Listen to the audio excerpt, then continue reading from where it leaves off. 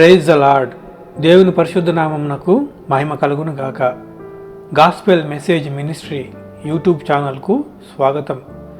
ఈ వారము మనం ధ్యానించుకుంటున్న అంశము దేవుని దీవెనలు.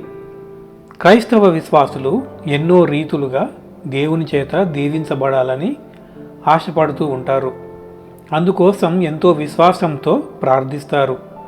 ఎన్నో రకాల ప్రార్థనలు అనగా ఉపవాస ప్రార్థన, రాత్రికాల ప్రార్థన, వ్యక్తిగత ప్రార్థన పేరిట నిత్యము దేవునికి విన్నపాలు చేస్తుంటారు. మరియు నూతన సంవత్సరం పొందుకున్న వాగ్దానపు పత్రాలను భద్రంగా బైబిల్లో దాచుకుంటారు. ప్రతిరోజు ప్రార్థనల్లో ఆ వాగ్దానాలు ఎత్తిపడుతూ సంవత్సరం అంతా ప్రార్థిస్తారు. ఈ మధ్య కొంతమంది వాగ్దానాలు తీసుకోవటం జ్యోతిష్యం లాంటిది, మన దేవుడు అలాంటి వాటిని లెక్క చేయడు అని ప్రసంగాలు చేస్తూ విశ్వాసులను గందరగోళానికి గురి చేస్తున్నారు. క్రీస్తు ధర్మశాస్త్రము నెరవేర్చి నూతన నిబంధన ఏర్పరిచాడు కాబట్టి దేవుడు పాత నిబంధనలో ఇచ్చిన పాప క్షమాపణార్థ బలులు మరియు మోషే ద్వారా ఇశ్రాయేలు ప్రజలకు ఇచ్చిన ధర్మశాస్త్రము తప్ప బైబిల్లో ఉన్న ప్రతి ఆజ్ఞ, ప్రతి వాగ్దానము ఆయన విశ్వాసులైన మన అందరి కోసము. ప్రతి వాగ్దానము లేదా ఆశీర్వాదము ఆజ్ఞను పాటించడం ద్వారా మనకు అనుగ్రహింపబడుతుంది. ఉదాహరణకు, నీవు దీర్ఘాయుష్మంతుడు వగునట్లు నీ తండ్రిని నీ తల్లిని సన్మానించుము. దీర్ఘాయువు అనేది ఆశీర్వాదము అయితే దాన్ని పొందుకోవటానికి ఆజ్ఞను పాటించటము అంటే తండ్రిని తల్లిని గౌరవించటము. వాగ్దానపు కార్డులు తీసుకోవటం వాక్యానుసారమా కాదా అని చర్చ అనవసరం.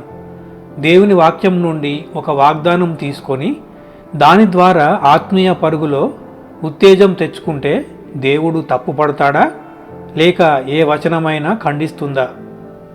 మనుషుడు బ్రతికేది కేవలము రొట్టె ద్వారా మాత్రమే కాదు గాని దేవుని నోటి నుండి వచ్చే ప్రతి వాక్కు ద్వారా అని దేవుని వాక్యమే చెబుతోంది. మరి దేవుడు ఇచ్చిన మాటను ఎత్తిపడుతూ విశ్వాసులు ఆత్మీయంగా బలం పొందుకోవటాన్ని ఎవరో మనుషులు చెప్పే జ్యోతిష్యంతో పోల్చటం విశ్వాసులను నిరుత్సాహపరచటమే అవుతుంది.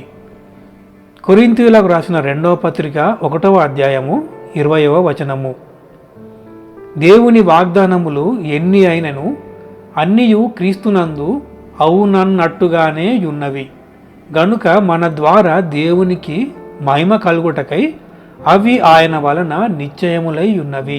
పౌలు గారు పరిశుద్ధాత్మ ప్రేరణతో కొరింథీయులకు రాసిన 2వ పత్రికలో ఇదే మాటను మనకు వెల్లడి చేశారు. క్రీస్తు యేసు నామములో దేవునికి మహిమ కలుగుటకు ప్రతి వాగ్దానము విశ్వాసులైన మన జీవితంలో దేవుని చిత్తానుసారముగా నెరవేరుతుంది. గనుక వాగ్దానాలు తీసుకోవటానికి, నమ్మటానికి నిరుత్సాహపడవలసిన అవసరం లేదు. ఒక్క వాగ్దానమును మాత్రమే నమ్ముకోకుండా మిగిలిన దేవుని వాక్యమును కూడా ధ్యానించడానికి ఆసక్తి కలిగిన వారిగా మనం ఉండాలి. అంతేకాకుండా వాగ్దానాల మీద విశ్వాసంతో పాటు ప్రభువు అయిన యేసుక్రీస్తు చెప్పినట్లుగా ముందుగా మనం దేవుని రాజ్యమును వెతకాలి. అప్పుడు మనం కోరినవి అన్నీ దేవుడు మనకు అనుగ్రహిస్తాడు. దేవుని రాజ్యము వెతకడము అంటే ఏమిటి? బాప్తిస్మం ఇచ్చు యోహాను ఆనాటి ప్రజలకు దేవుని రాజ్యము సమీపించినది కనుక పాపములు ఒప్పుకొని మారు మనసు పొందండి అని బాప్తిస్మం ఇచ్చాడు. యోహాను చెరపట్టబడిన తరువాత యేసుక్రీస్తు కూడా దేవుని రాజ్యము సమీపించినది, మారు మనసు పొంది సువార్తను నమ్ముడని దేవుని సువార్తను ప్రకటించాడు. దేవుని రాజ్యమును వెతకడం అంటే పాపములు ఒప్పుకొని మారు మనసు పొందడమే అని మనకు అర్థమవుతుంది. కనుక దేవుని దీవెనలు పొందుకోవాలంటే మనం ఖచ్చితంగా పాపమునకు దూరంగా ఉండాలి. ఒకవేళ పడిపోతే పాపములు ఒప్పుకుంటూ దేవుడు ఇచ్చిన ప్రతి ఆజ్ఞను పాటించేవారిగా ప్రయత్నం చేయాలి. బాప్తిస్మము తీసుకున్నప్పుడే మారు మనసు పొందుకోవటం కాదు, పడిపోయిన ప్రతిసారి మారు మనసు కలగాలి. అంటే ఆ పాపము పట్ల ద్వేషము కలగాలి. దేవుని సన్నిధిలో దాన్ని ఒప్పుకొని క్రీస్తు రక్తములో పరిశుద్ధులుగా మారాలి. పరిశుద్ధాత్మ శక్తి ద్వారా ప్రతి శరీరక్రియను జయించి ఆత్మఫలములు పొందుకోవాలి. ఆవగింజంత విశ్వాసం చూపి ప్రార్థిస్తే కొండలను సైతం కదిలించే శక్తిని దేవుడే మనకు అనుగ్రహిస్తానంటున్నాడు. ఇక వాగ్దానాలు నెరవేరి దీవెనలు పొందుకోవటం అసాధ్యమా? దేవుడు మనలను ఎంతగానో ప్రేమించాడు కనుక మనలను పోషిస్తున్నాడు. మనము కూడా నిత్యము ఆయనను ప్రేమించాలని ఆశపడుతున్నాడు. ఆయనను సంతోషపెట్టేవారుగా మనం ఉండాలి. మనకు వస్తున్న దీవెనలు ఆయన నామఘనతార్థమై ఆయన సంఘం యొక్క క్షేమార్థమై వాడబడాలి. వ్యక్తిగత అభివృద్ధి చూసుకోవద్దు, ఆర్థిక సామర్థ్యము పెంచుకోవద్దు అని చెప్పటం ఇక్కడ ఉద్దేశం కాదు. మనకు మన పిల్లల భవిష్యత్తుకు సరిపడినంత ఉంచుకుంటూ మిగిలినది ఇతరులకు సహాయం చేయటానికి వెచ్చించాలి.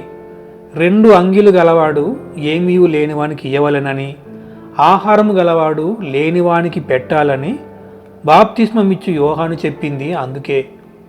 దేవునికి ఇష్టముగా జీవిస్తూ విశ్వాసముతో మనం జీవించినప్పుడు దేవుడు మన జీవితాలలో అద్భుతాలు చేస్తాడు.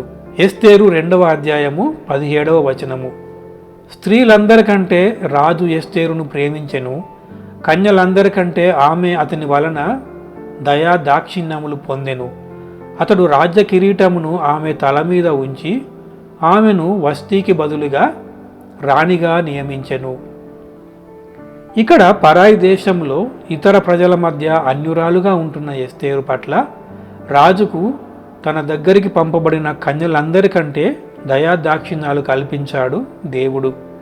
అందును బట్టి రాజు ఆమెను రాణిగా నియమించాడు.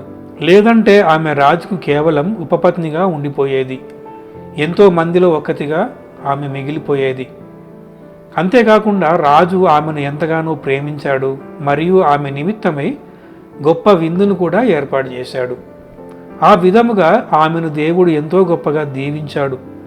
అయితే ఎస్తేరు రాణి అయిన తర్వాత కూడా ఆమె తన తగ్గింపును వదిలిపెట్టలేదు. ఎందుకంటే తన తండ్రి సోదరుడైన మొర్దెకై ఆజ్ఞకు లోబడి తన వంశమును కానీ తన జాతిని కానీ బయటపెట్టలేదు అని దేవుని వాక్యం చెబుతోంది. తరువాత హామాను అనబడే ఆ రాజ్యపు ప్రధానమంత్రి మొర్దెకై తనకు సాష్టాంగ నమస్కారం చేయలేదని దేవుని ప్రజలైన యూదులను పూర్తిగా నాశనం చేయాలని ఎదురు డబ్బులు కట్టి రాజు ద్వారా శాసనం రాయిస్తాడు. అప్పుడు మొర్దెకై ఎస్తేరుతో రాజు దగ్గరకు వెళ్ళి జరిగింది చెప్పి తన జాతి వారైన యూదులను కాపాడమని కబురు పంపుతాడు. అయితే ఎస్తేరు రాజు పిలవకుండా ఆయన ముందుకు వెళితే నా ప్రాణాలు పోవచ్చు అని తిరిగి కబురు పంపుతుంది. ఎస్తేరు 4వ అధ్యాయము 13, 14 వచనములు. మొర్దెకై ఎస్తేరుతో ఇట్లు ప్రత్యుత్తరమిచ్చి, రాజనగరులో ఉన్నంత మాత్రము చేత యూదులందరికంటే నీవు తప్పించుకొందువని నీ మనసులో తలంచుకొనవద్దు.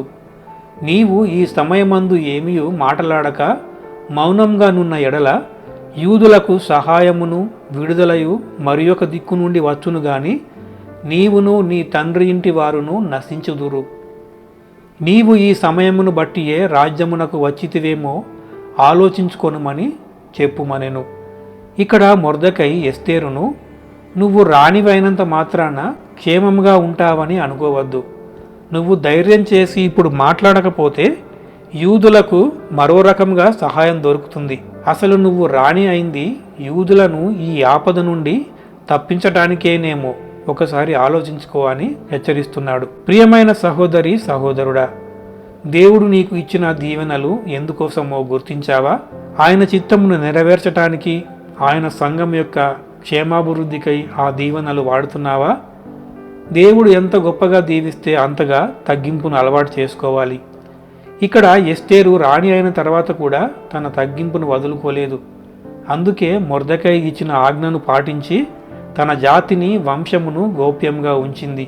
లేదంటే దేవుడు ఆమె ద్వారా చేయాలనుకున్న గొప్ప కార్యం చేసే ధన్యతను ఆమె కోల్పోయేది. దేవుడు నిన్ను ఉన్నత స్థానంలో నిలబెట్టాడా? నీ దారి నువ్వు చూసుకోవద్దు. నీ వారి కోసం, నీ ప్రజల కోసం ధైర్యంగా నిలబడు. దేవుడు తన కార్యాలను ఎలాగైనా జరిగించుకుంటాడు. శూన్యం నుండి సృష్టిని చేసిన దేవునికి అసాధ్యమైనది ఏదీ లేదు. కానీ ఆయన కార్యమును చేసే ధన్యతను నువ్వు కోల్పోతావు. దేవుని నుండి దీవెనలు పొందుకోవడం అసాధ్యమేమీ కాదు, కానీ వాటిని ఏ విధంగా దేవుని కోసం వాడుతున్నాము అనేది చాలా ప్రాముఖ్యతను కలిగి ఉంది. దీవెనలు మన ఆత్మీయ జీవితంను మరింతగా మెరుగుపరచాలి కానీ నశింపజేయకూడదు. దేవునికి మనలను మరింతగా దగ్గర చేయాలి కానీ దూరం చేయకూడదు. ఎందుకు పనికిరాని నన్ను ఎన్నుకొని ఇంతగా దీవిస్తున్నావు తండ్రి అని నిత్యము కృతజ్ఞతా భావముతో దీన మనసు కలిగి ఉండాలి. అప్పుడు దేవుడు మనకు ఇచ్చే దీవెనలకు హద్దు ఉండదు. మన ద్వారా ఆయన చేసే గొప్ప కార్యాలకు అంతు ఉండదు. దేవుని చిత్తమైతే వచ్చే వారం మరో వాక్య భాగంతో కలుసుకుందాము. అంతవరకు దేవుడు మనకు తోడై ఉండునుగాక. ఆమెన్.